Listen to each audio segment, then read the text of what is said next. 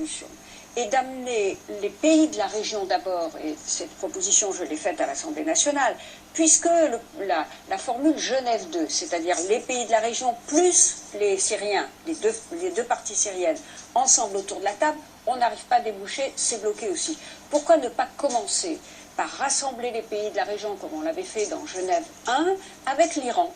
Parce que depuis l'élection de M. Rouhani, le langage a un peu évolué et que je préconise, moi, sans avoir beaucoup d'illusions, parce que les Iraniens ont souvent dit une chose et son contraire, mais au moins prenons-les au mot, car ils ont condamné avec force l'utilisation des armes chimiques, et M. Rafsanjani, qui est quand même assez proche de M. Rouhani, est allé jusqu'à dire que c'était Bachar el-Assad, qui était quand même, l'Iran est un premier allié de la Syrie. Donc saisissons cette perche, mettons les Iraniens au pied du mur, associons-les à la condition évidemment qu'ils ne mélangent pas l'affaire syrienne avec leur propre dossier nucléaire. Mais il y a peut-être une chance de les amener à ne pas soutenir jusqu'au bout d'Hamas. Pourquoi? Parce que pour eux, comme a dit quelqu'un, ils se battront jusqu'au dernier Syrien. Mais pour eux, le problème principal, c'est le nucléaire.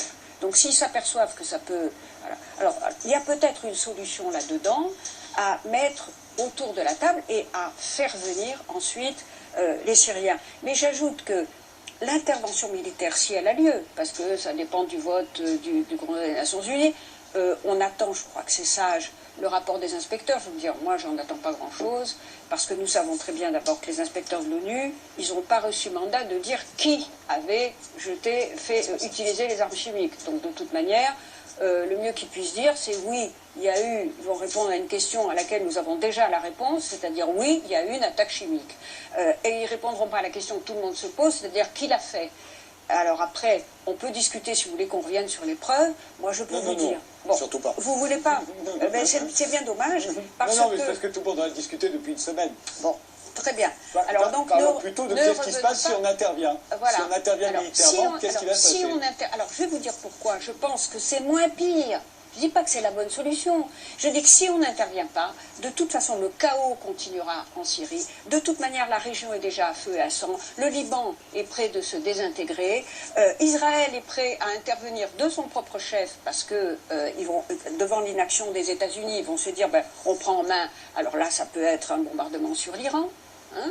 Sur les installations, donc ça peut être une déflagration généralisée.